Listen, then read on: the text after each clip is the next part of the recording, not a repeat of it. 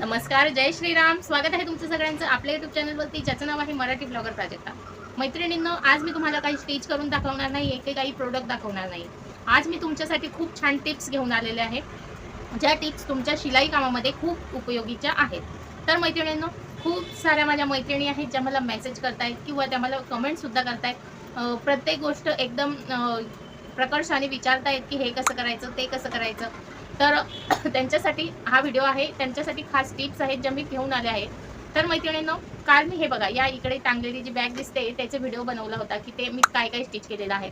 तर त्या बॅगेची प्राइस एका ताईने विचारलेली आहे, की ताई त्या बॅगेची प्राइस काय आहे किंवा तुम्ही ती कितीला सेल केलेली आहे. तर ही बॅग मी 350ला सेल केलेली आहे. ती मला माझ्या माहेरच्या गावामध्ये न्यायची आहे. तर मी उद्या परवा जेव्हा कधी जाईल तेव्हा देईल. पण ती बॅग मी 350ला देणार आहे किंवा त्यांना मी तसं सांगितलेलं सुद्धा होतं जेव्हा त्यांनी मला कापड दिलेलं होतं तेव्हा. तर मैत्रिणींनो, जेव्हा तुमच्याकडे कापड स्टिचिंगला येतं तेव्हाच त्यांना प्राइस सांगायची, की मी या बॅगेची एवढी एवढी प्राइस घेते. कारण स्टिच केल्यानंतर जेव्हा तुम्ही कस्टमरला ती बॅग किंवा ते प्रोडक्ट देता तेव्हा कस्टमर खूप झिकझिक करतं, नाही 10 रुपये कमी करा, 20 रुपये कमी करा, 50 रुपये कमी करा. कमी करायचे नाही, कारण त्यामध्ये आपली सुद्धा खूप जास्त मेहनत असते. आपल्याला शिवण्यासाठी किंवा स्टिचिंग करण्यासाठी फक्त एक धागा लागत नाही, त्यामध्ये भरपूर सारी आपली मेहनत असते.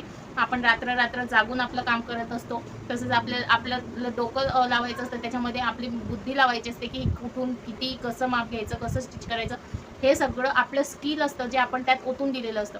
त्यामुळे 1 रुपया सुद्धा कमी घ्यायचा नाही. जेवढी तुमची प्राइस आहे तेवढंच तुम्हाला घ्यायचं आहे आणि त्यांना आधीच सांगायचं आहे, मी एवढी एवढी प्राइस घेईल. जर त्यांना आवडलं तर ते तुम्हाला स्टिचिंगला देतील, नाही आवडलं नाही देणार, प्रश्न संपला. तर असं जेव्हा तुम्ही कस्टमरसोबत नातं ठेवाल तरच तुमचा बिझनेस ग्रो होईल आणि तुम्ही त्यातून इन्कम करू शकाल. नाहीतर फक्त फुकटचं दुसऱ्यांचं शिवून देणं यात काहीही अर्थ नाही. तर मैत्रिणींनो, हा विषय, हा टॉपिक तुमच्या लक्षात आलाच असेल. बिझनेस करायचं म्हणजे आपल्या ओळखीचा असो किंवा अनोळखी असो, आपण प्राइस दोन्हीकडून सारखीच घ्यायला हवी. तर ही गोष्ट लक्षात ठेवायची आहे. तर मैत्रिणींनो, आजच्या खास टिप्स आपण सुरू करणार आहोत. पण त्याआधी जर तुम्ही आपल्या चॅनलवरती नवीन असाल तर चॅनलला नक्की सबस्क्राईब करा, कारण तुमची ही मैत्रीण, तुमची फ्रेंड तुमच्यासाठी खास टिप्स, तुमच्या बिझनेसविषयी खास टिप्स घेऊन येत असते, तुमच्या स्टिचिंगविषयी. आणि तुम्हाला जे काही स्टिच करायचं असेल ते सुद्धा आपल्या चॅनलवरती सगळं काही अवेलेबल आहे. म्हणजे आपला चॅनल जो आहे तो ऑल इन वन आहे, ज्यामध्ये तुम्हाला बिझनेसविषयी सुद्धा, तुमच्या स्टिचिंगविषयी सुद्धा सगळे काही तुमचे प्रश्न एकाच चॅनलवरती सॉल्व्ह होतात.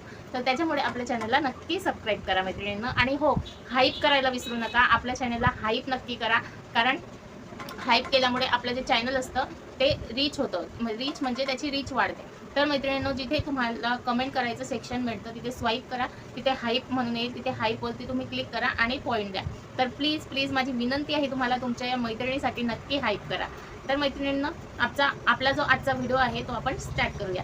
तर आजची पहिली टिप जी आहे ती मी तुम्हाला सांगणार आहे, ती म्हणजे आपण जेव्हा टाचण्यांचा उपयोग करतो तर काही कापड असे असतात ज्यामध्ये छिद्रे पडतात टाचणीचा उपयोग करून. जेव्हा आपल्याला इक्वली काहीतरी स्टिच करायचं असतं तेव्हा आपण त्याला टाचण पिना लावतो, ते सेट राहण्यासाठी, ते सरकू नये यासाठी. तर काही कापड असे असतात की त्याच्यामध्ये तुम्हाला जे कापड आहे ते जेव्हा तुम्ही तिथे पिन लावता तेव्हा ते फाटू शकतं. तर हे आपल्या लक्षात येत नाही. त्याच्यामुळे तुम्हाला काय करायचं आहे, जो ग्लू असतो, जो फॅब्रिक ग्लू असतो तो यूज करायचा आहे. जेव्हा तुम्ही पायपिंग करता, लेस लावता, त्याला पिनअप करणं खूप कठीण असतं. त्याच्यामुळे तुम्ही तिथे फॅब्रिक ग्लूचा उपयोग करू शकता.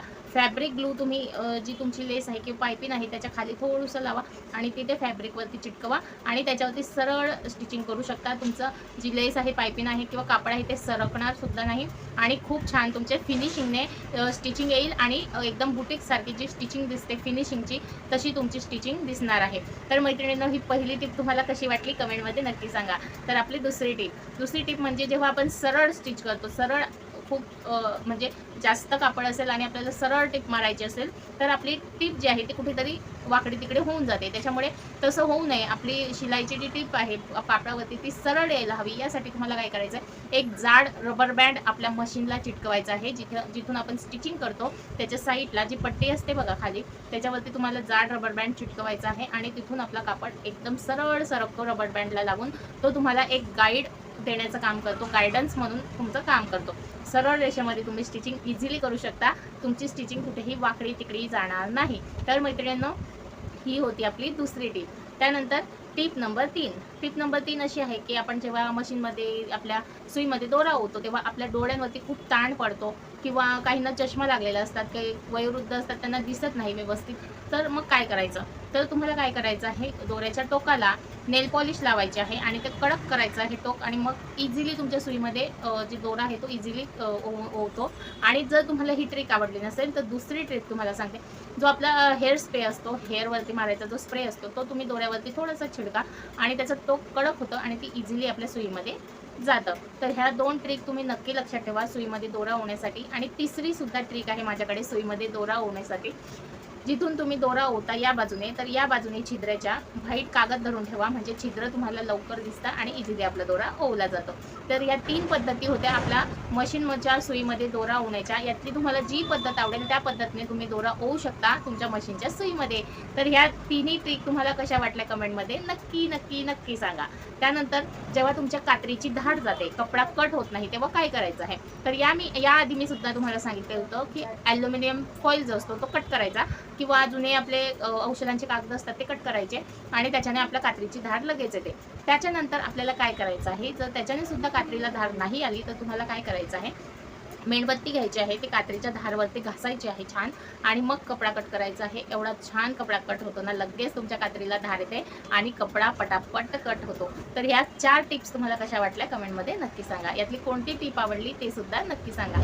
त्याच्यानंतर जेव्हा आपण आपल्या बॅगेसाठी कपडा सिलेक्ट करतो तेव्हा कोणता सिलेक्ट करायचा असतो, तर बॅगेसाठी कपडा सिलेक्ट करताना तुम्ही नेहमी जाड कपडा सिलेक्ट करायचा आहे. एकदम पातळ कपडा बॅगेसाठी घ्यायचा नाही, कारण तो लवकर फाटतो सुद्धा.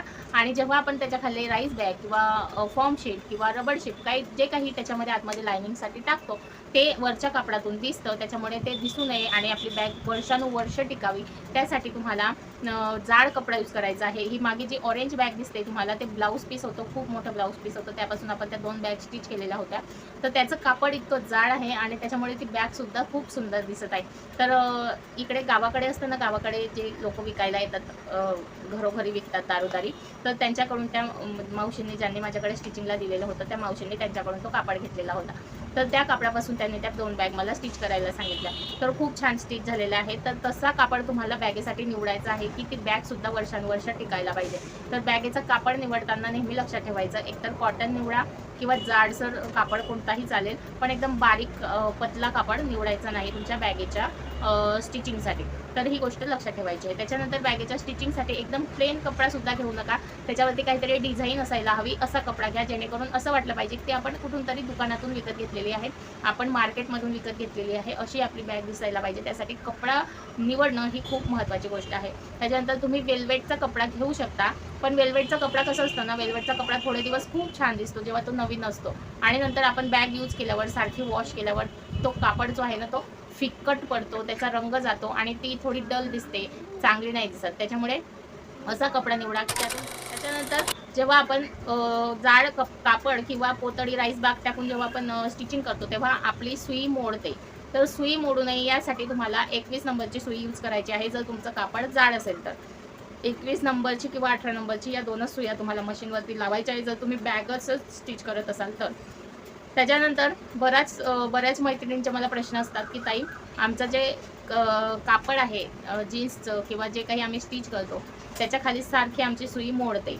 सारखी सुई मोडायचं दुसरं सुद्धा कारण असू शकतं की तुमच्या खाली बॉबिनमध्ये काहीतरी प्रॉब्लेम असू शकतो किंवा बॉबिनवरती ती सुई जेव्हा धडकते तेव्हा ती मोडते. तर बॉबिन व्यवस्थित सेट करणं ते सुद्धा महत्त्वाचं असतं. तर बॉबिन तुमची एकदा तपासून बघा, व्यवस्थित सेट आहे की नाही ते बघा आणि मग सेट असेल व्यवस्थित आणि सुई चुकीच्या नंबरची असेल तर सुई चेंज करा, म्हणजे तुमचा प्रॉब्लेम सॉल्व्ह होईल. त्याच्यानंतर आपण लायनिंगसाठी मध्ये अस्तरसाठी जो कोणता कपडा यूज करतो तो पातळ असला तरी चालेल, पण वरचा कपडा पातळ नको. त्यासाठी तुम्हाला बॅगेसाठी जे कपडे येतात विकत तेच घ्यायचे आहे, नाहीतर जे रेक्झिनचे कपडे असतात, कापड असतात ते सुद्धा तुम्ही घेऊ शकता. जर तुम्ही स्कूल बॅग स्टिच करत असाल तर तुम्ही रेक्झिनचा कापड यूज करू शकता, जो फाटत नाही लवकर आणि वर्षानुवर्ष टिकतो सुद्धा आणि त्याच्यावरती जर प्रिंट असेल तर तो खूप छान सुद्धा दिसतो. तर आपण आपल्या चॅनलवरती जे स्कूल बॅग आहे त्याचासुद्धा कटिंग आणि स्टिचिंगचा व्हिडिओ टाकणार आहोत. तुम्हाला जर तुमच्या मुलांसाठी स्कूल बॅग स्टिच करायची असेल तर तुम्ही या चॅनलला नक्की सबस्क्राईब करून ठेवा. म्हणजे जेव्हा कधी मी व्हिडिओ टाकेल स्कूल बॅगेचा तेव्हा लगेच त्याचं नोटिफिकेशन तुमच्या मोबाईलवरती येईल. तर मैत्रिणींनो, आजचा हा व्हिडिओ तुम्हाला कसा वाटला कमेंटमध्ये नक्की सांगा आणि तुमच्या ह्या मैत्रिणीला, तुमच्या या बहिणीला एक लाईक नक्की करा आणि आपल्या चॅनलला सबस्क्राईब केल्याशिवाय जाऊ नका. भेटूया पुढच्या व्हिडिओमध्ये. तोपर्यंत जय श्रीराम.